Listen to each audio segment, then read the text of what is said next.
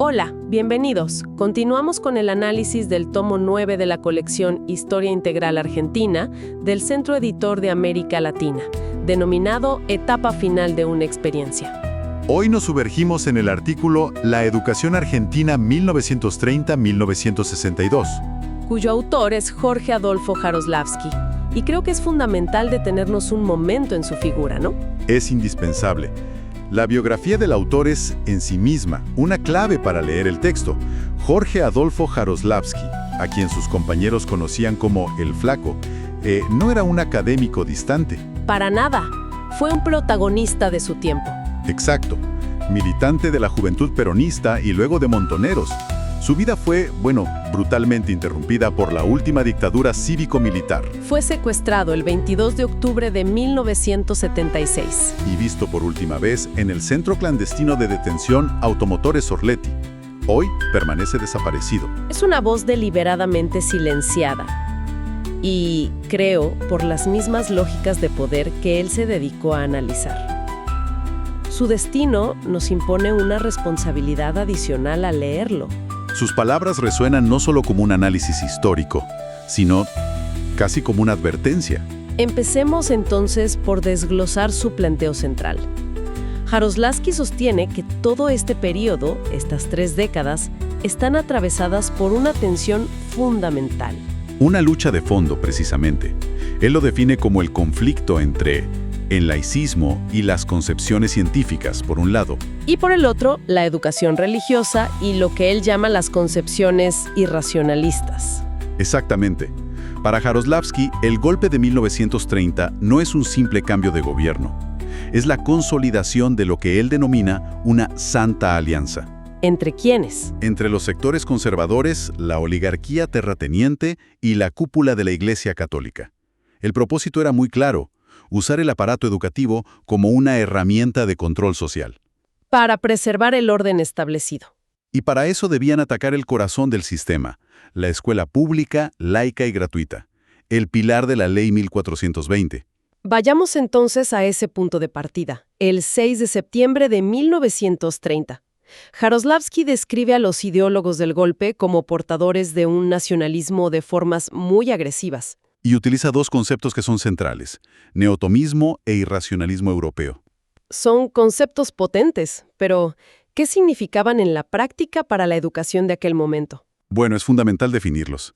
El neotomismo es, en esencia, la revitalización de la filosofía de Santo Tomás de Aquino. O sea, promueve un orden social jerárquico, orgánico. Donde cada sector cumple una función ya asignada.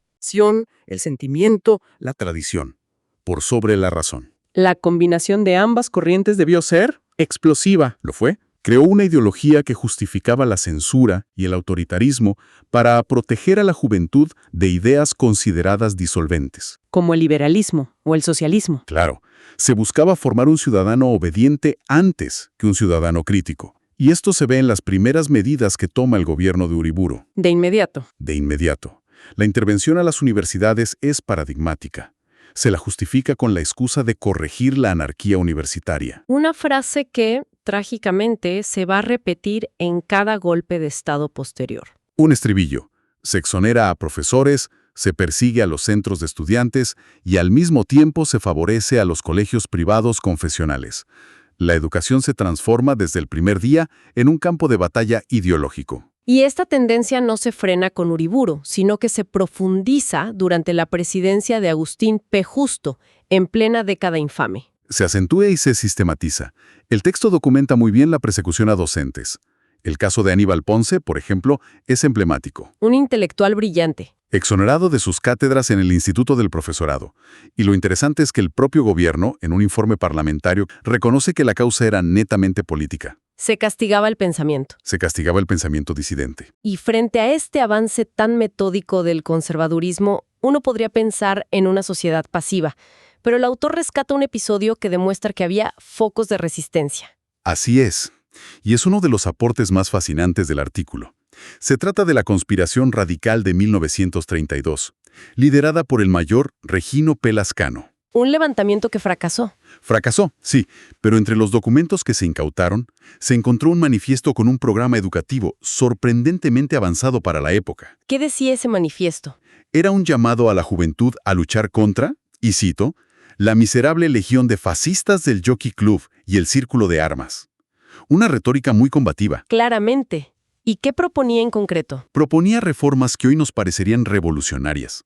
Hablaba de control obrero, de una reforma agraria profunda y centralmente del restablecimiento pleno de los principios de la reforma universitaria del 18. Autonomía y gobierno tripartito. Exacto. Jaroslavsky sostiene que, aunque derrotado militarmente, este programa nutrió ideológicamente al movimiento estudiantil durante más de una década. Demuestra que no existía solo una reacción defensiva. Había un proyecto de país y de educación alternativo y bien articulado. Exactamente. Y entonces, todo este escenario de disputa ideológica, de avance conservador y resistencia laicista, se ve completamente transformado por la irrupción de una nueva fuerza política en 1946. El peronismo. Que, bueno, no encaja fácilmente en ese molde. Ahí reside la complejidad de su análisis, ¿no? Jaroslavsky es muy cuidadoso en diferenciar los aspectos cuantitativos de los cualitativos. Precisamente. Por un lado, y esto es innegable, se produce una expansión en el acceso a la educación sin precedentes en la historia argentina. Las cifras que presenta el texto son en efecto elocuentes. Son impactantes. Hablamos de la creación de casi 2.000 escuelas primarias entre 1946 y 1955. Y no era solo una cuestión de números, ¿eh? No.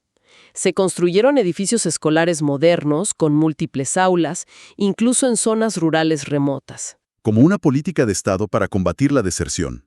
Y en el nivel superior, las dos medidas clave fueron la eliminación de los exámenes de ingreso y la gratuidad total en 1949. Lo que lógicamente disparó la matrícula universitaria, permitió el acceso masivo a los hijos de los trabajadores por primera vez. Y a esto se suma la creación de la Universidad Obrera Nacional, hoy la UTN, un hito para vincular el mundo del trabajo con la formación superior. Es, a todas luces, una democratización del acceso. Sin embargo, el autor nos advierte que no debemos quedarnos solo con eso. Pone el foco en los contenidos. En el para qué de esa educación. Exactamente. Ahí es donde Jaroslavsky encuentra la gran paradoja. Cita una frase del entonces ministro de Educación, Óscar Ivanišević, que es casi una declaración de principios. Los niños y jóvenes deben sentir más y saber menos. Según el autor, la enseñanza durante el peronismo oscilaba entre dos polos. Por un lado, la enseñanza religiosa, que fue obligatoria a partir de 1947. Producto del pacto inicial entre Perón y la Iglesia. Y por otro, el adoctrinamiento político, con la lectura de textos como La razón de mi vida, como material de estudio obligatorio. Entonces, la paradoja sería: se abren las puertas de la escuela y la universidad a las masas, pero una vez dentro, el contenido que reciben busca, según el autor, más la adhesión emocional que el desarrollo del pensamiento crítico. Esa es su tesis central. Sí, sostiene que los contenidos se basaban en la filosofía neotomista de la conciliación de clases y en una comprensión irracional, no en el análisis científico. Y esto nos lleva a una de las preguntas que el texto deja flotando y que tiene una vigencia notable, ¿no? ¿De qué sirve expandir la matrícula si no se garantiza la calidad de los aprendizajes y, sobre todo, la permanencia real de los estudiantes en el sistema? El propio artículo señala que, a la par del aumento del ingreso, crecía también la deserción. Claro, porque las causas estructurales de la pobreza no se resolvían solo con la gratuidad. Y esa alianza inicial entre el peronismo y la Iglesia no fue permanente. El autor detalla muy bien el quiebre que se produce hacia el final del segundo gobierno de Perón. Es un giro de 180 grados. En 1954, en medio de un conflicto político creciente, el gobierno suprime la Dirección General de Instrucción Religiosa. Y el golpe de gracia llega en mayo del 55. Se deroga por ley la enseñanza religiosa obligatoria, que estaba vigente desde el golpe del 43. Es un quiebre total que le enajena a uno de sus principales aliados. Y el texto incluye una cita de un sacerdote peronista, Pedro Badanelli, que ofrece una perspectiva muy singular sobre este tema. Es una cita extraordinaria, revela las tensiones de la época. Badanelli argumenta que la supresión de la enseñanza religiosa oficial podría incluso beneficiar a la verdadera fe. ¿Cómo es eso? Decía, y cito, La fe se inculca, se siente. Tratar de explicarlo es sencillamente ponerlo en peligro. Es una defensa del sentimiento por sobre la razón y el dogma. Exacto.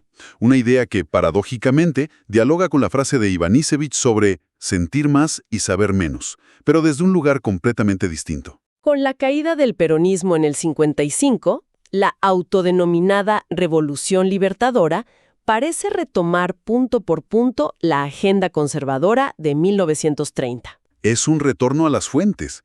Sí. El ministro de Educación, Attilio de Loro Meini, un exponente del nacionalismo católico, impulsa el famoso artículo 28. El que habilitaba a las universidades privadas a expedir títulos profesionales. Todo bajo el lema aparentemente progresista de la libertad de enseñanza. Un lema que generó uno de los debates más importantes de la historia educativa argentina. ¿Laica o libre? Exacto. Jaroslavsky señala que esa medida provocó una reacción popular y estudiantil masiva, con manifestaciones multitudinarias. Pero esa resistencia fue desoída por el gobierno de Frondizi, que finalmente reglamentó el artículo en 1958. permitiendo el funcionamiento de las universidades privadas, mayoritariamente católicas en sus inicios. Para el autor, este es el punto de inflexión que consolida el proyecto iniciado en 1930. El análisis que hace del gobierno de Frondizi de 1958 a 1962 es particularmente lapidario. Lo describe como la culminación de todas las tendencias negativas del periodo. Habla de una disminución constante del presupuesto educativo para el sector público, Del traspaso de escuelas a las provincias sin los fondos correspondientes. lo que las desfinanció, claro, y en contrapartida, un apoyo económico cada vez más generoso a la enseñanza privada a través de subsidios. Aquí el autor observa un cambio de estrategia muy astuto por parte de la Iglesia. Es una observación clave. La Iglesia ya no necesita pelear por la enseñanza religiosa dentro de la escuela pública. Porque ahora puede construir su propio sistema educativo paralelo. Un circuito completo, desde el jardín de infantes hasta la universidad, y además financiado en gran parte por el Estado. Jaroslavsky muestra un dato alarmante. Sí, que hacia el final del periodo, la matrícula de los institutos normales privados, es decir, los que forman a los futuros maestros, llega a superar a la de los normales oficiales. Las implicancias de ese dato son enormes. Significa que se estaba asegurando que la mayoría de los futuros docentes provinieran de institutos confesionales. Exacto. Se estaba moldeando el futuro del magisterio desde una matriz ideológica muy definida. Era una estrategia de largo plazo. Y esto nos conduce al balance final que hace el autor hacia 1962, basado en el censo de 1960. Y el panorama es desolador. Los números sobre analfabetismo y deserción son brutales. El censo arrojaba un 8.3% de analfabetismo, pero Jaroslavsky argumenta que si se considera el analfabetismo funcional, O sea, aquellos que abandonan en los primeros grados sin haber fijado realmente la lectoescritura. la cifra real podría ser cercana al 30%. Y las desigualdades regionales hablan de dos Argentinas. Dos Argentinas educativas completamente separadas. Completamente. En provincias como Jujuy o Chaco, el analfabetismo superaba el 20%. La deserción era abismal. De cada 10.000 alumnos que iniciaban la primaria en la región pampeana, la terminaban 5.624. ¿Y en el noreste? En el noreste, de esos mismos 10.000, solo llegaban al final 2.781, menos de la mitad. Esto nos obliga a plantearnos si hemos logrado superar esa fractura estructural. La conclusión final del autor es por lo tanto categórica. Al cabo de estas 3 décadas, los problemas estructurales de la educación no solo no se habían resuelto, Sino que se habían agravado. El fortalecimiento del sector privado, concluye, se hizo a costa del deterioro del estatal, perjudicando a las capas populares. su afirmación final es que solo una profunda participación democrática puede iniciar el camino para superar esa crisis. Y aquí, el final del texto nos reconecta inevitablemente con el principio, con el destino del propio autor. Es un círculo que se cierra de la manera más trágica. Jorge Adolfo Jaroslavsky analizó cómo los regímenes autoritarios ven a la universidad y al pensamiento crítico como gérmenes de subversión. Su propio destino, ser desaparecido por una dictadura que llevó esa lógica al extremo, convierte su texto, ya no es solo un brillante análisis histórico, Se transforma en un testamento. y en una advertencia que nos interpela directamente.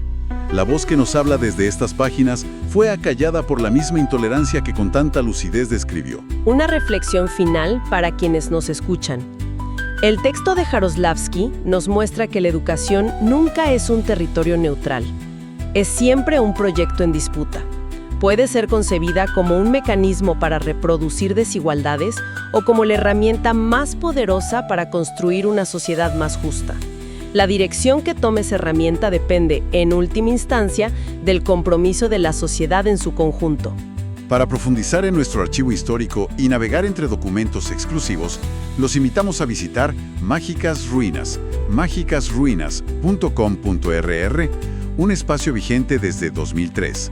Además, pueden encontrarnos en Facebook, donde compartimos crónicas de época cada día. No olviden suscribirse y activar las alertas para acompañarnos en este viaje por los archivos del pasado.